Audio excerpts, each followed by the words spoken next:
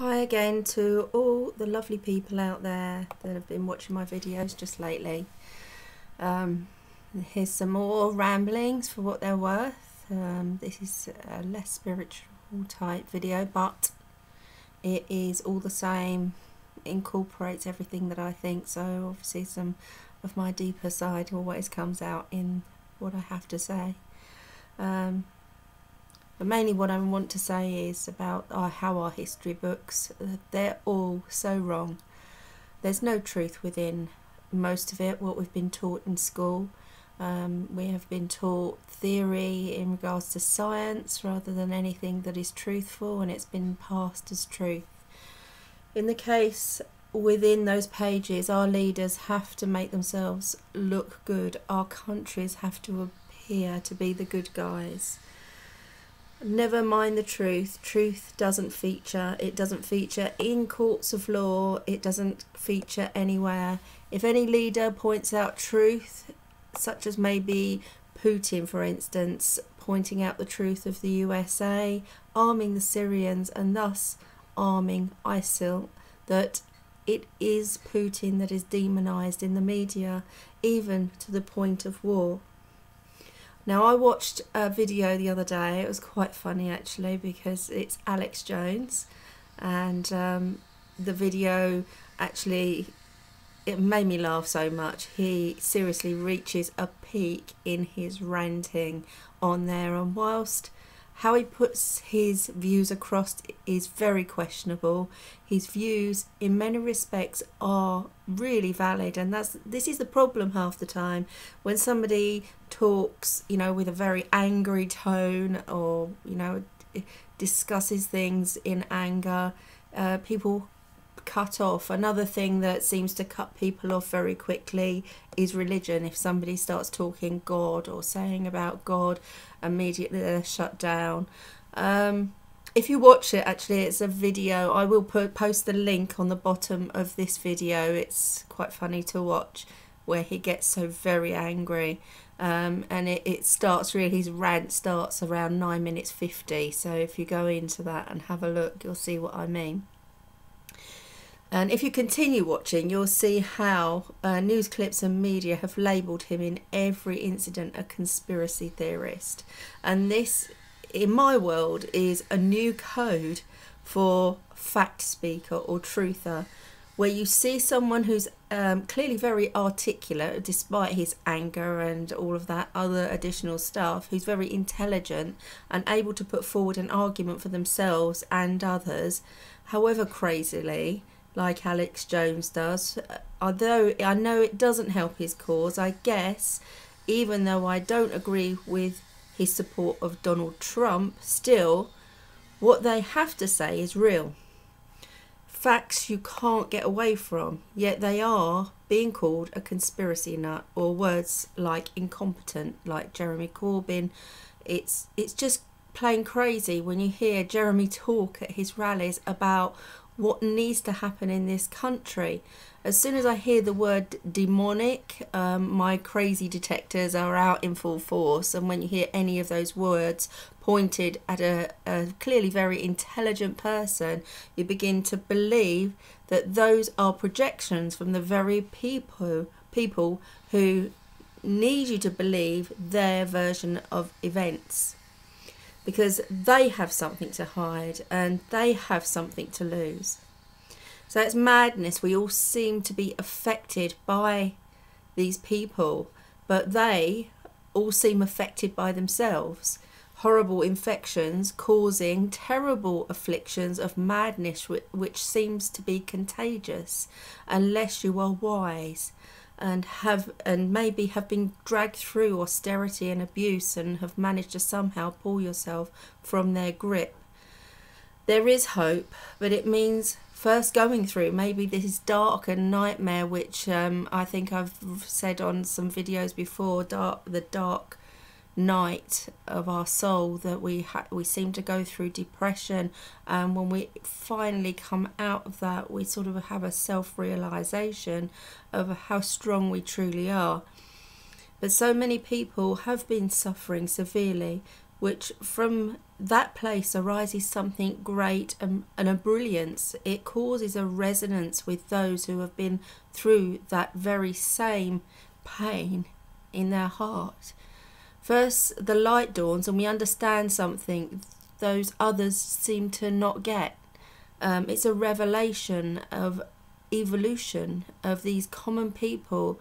We are the ones that we have been waiting for. So now we have a leader to lead us there, and we've been awakened to the media lies that tries to teach us their version of events. And we're not blindfolded anymore. We have emerged from the cocoon of fear that have been imposed upon us. The rich are the ones who are really in fear now. Fear of having the same thing imposed upon them to rectify the terrible errors made by their own Tory politics. This government is self-serving, self-protective, and as we see those who are splitting away from our political party, the Labour Party, we hear the voice of Owen Smith speak about this self-serving politics that serves only those within the parliamentary arena. The MPs themselves, in all their financial glory, desperately trying to protect their own wealth, their cheating tax evasions, we know will not remain hidden for long under Corbyn and his led government. And in addition, there is also Corbyn's wish for Blair to be taken to task for the war in Iraq. I mean, these things are necessary, but they're all attempting to protect Tony Blair for his behaviour as treason. And Hilary Benn, the son of the brilliant Tony Benn, of whom those Blairite MPs have followed like sheep, was sacked by Jeremy Corbyn. And when I look at Hilary Benn's father, Tony Benn, all he stood for, that the Tory, the Labour Party, all that he's standing for, Hilary Benn has done everything to actually tear this party apart, to plot against the elected leader, and these other MPs have just simply followed them out the door. We should blame and place blame directly upon that man's hands for plotting this split of this party. And when I think about this, I want to cry and can only imagine his father, a great man, weeping at his own son's actions, which will bring about a split of the party. So I shake my head in sorrow at what is happening, and we should all have deep respect of Tony Benn. May he rest in peace. And in respects of Jeremy Corbyn and his economic vision, in Sunderland he has announced that a Labour government under his leadership would create a Bank of the North so that no one and no community in the North is left behind. So why hasn't this been thought of before? Why should the South be the only wealthy part of our country where people commute to each day, day in, day out? I've been on those trains and my God, you know, that must be awful to have to do every day. I really don't envy those people, regardless of what they bring home at the end of the day. I couldn't do that commute. We live in a society where we complain that others are thoughtless with their words whilst not looking at the thoughtlessness of our own. We live in a society where not all policies will suit everyone, but surely it makes sense to build the poorest of the world and within our countries first. We ensure a greater fairness and more loving world globally. As someone who lives in the affluent South, I would love to see the whole country prosper. I've never been one to agree with an I'm alright Jack way of thinking, and I don't deal with jealousy. If others are doing well, I celebrate with them and for them. We're all too self-possessed and fail to think about those less well off. But having said that, I'm not particularly well off myself. I know that if I were to ever become rich and, win loads of money, as a mum with 4 boys and 3 of those now adults, including a disabled son, I would want my money to also be helping others too. Our country cannot continue to work in the way it has been. Doesn't it make sense to you? Because it certainly makes sense to me.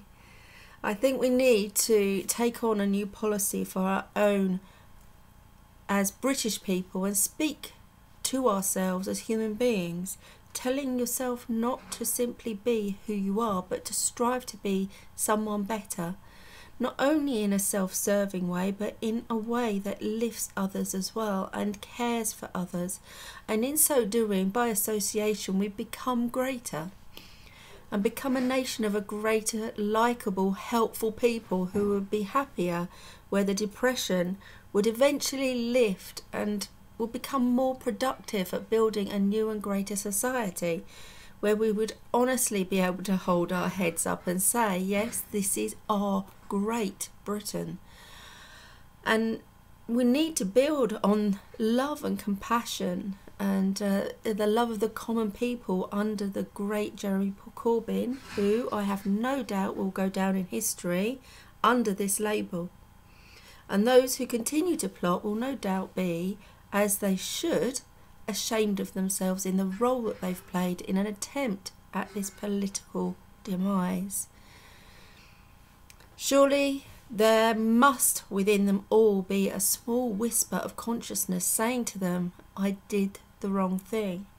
And if that is so, then I would implore those who have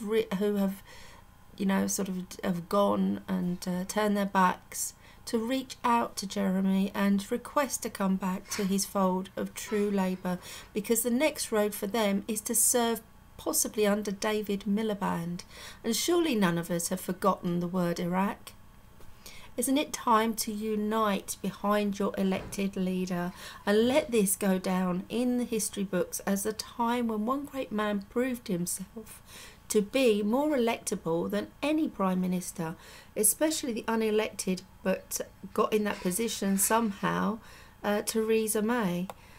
She seems to have got there and gained success somehow, and usually people that are in these massive powerful positions, rather than having to prove themselves as Jeremy has, tend to get to that position by pulling others down around themselves.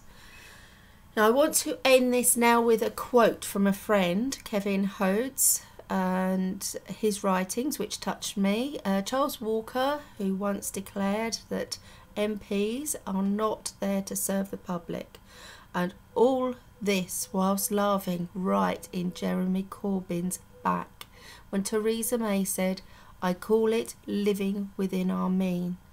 The laughter came from the whole house, and Jeremy Corbyn stood alone and said, this might be funny to those opposite, but I don't suppose they have ever visited a food bank.